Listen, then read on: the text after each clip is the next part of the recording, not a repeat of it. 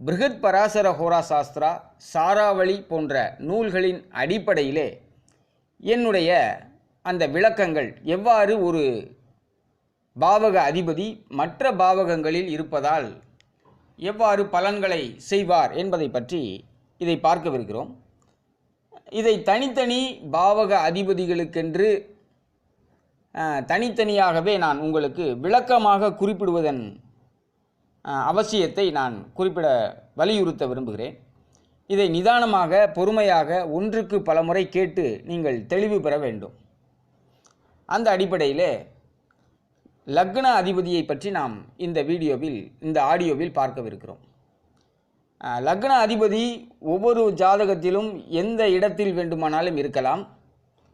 அதை பற்றி அந்த இடங்களில் லக்னாதிபதி லக்னத்திலேயே தான் இருக்க வேண்டும் என்ற அவசியமில்லை. பிற பாவகங்களில் இருக்கலாம். அவ்வாறு இருந்தால் எவ்வாறான பலன்களை ஏற்படுத்தும் என்பதை பற்றி இந்த ஆடியோவில் நாம் பார்க்கவிருக்கிறோம். முதலில் லக்ன பாவகம்.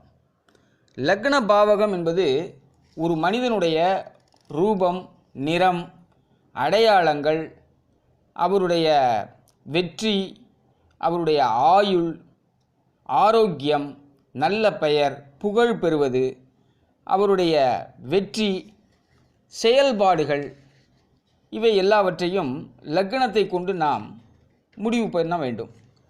அந்த லக்ன அதிபதி, அந்த லக்னத்தில் இருக்கக்கூடிய கிரகங்கள், லக்னத்திற்கு காரகத்துவமாக இருக்கக்கூடிய சூரியன் ஆகிய கிரகங்களை எல்லாம், லக்னத்தை பார்க்கக்கூடிய கிரகம், இவற்றை எல்லாம் கொண்டு ஒரு மனிதனுடைய தன்மையை நாம் தீர்மானிக்க வேண்டும்.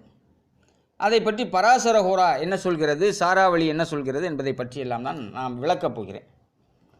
லக்ன அதிபதி லக்ன பாவகத்திலேயே நின்றால் ஜாதகன் ஆரோக்கியமும் திடமான தேகத்தை உடையவனாகவும், புத்திசாலியாகவும், சஞ்சல புத்தியை உடையவனாகவும், 2 மனைவிகளை பெறுபவனாகவும், பிற பெண்களை பார்த்து தன் மனைவியிடம் உடலுறவு வைத்துக் கொள்பவனாகவும் இருப்பான் என்று பராசர ஹோரா சாஸ்திரா சொல்கிறது.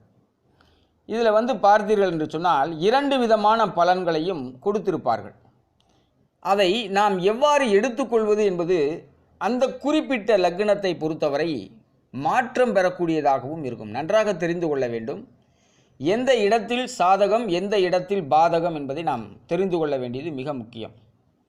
லக்னாதிபதி லக்னத்திலேயே இருந்தால் தேக திடமும் ஆரோக்கியமும் உடையவன் என்பது லக்னாதிபதி ஆட்சி பெறுவதால் ஏற்படக்கூடிய பலன் என்று நாம் எடுத்துக்கொள்ள வேண்டும்.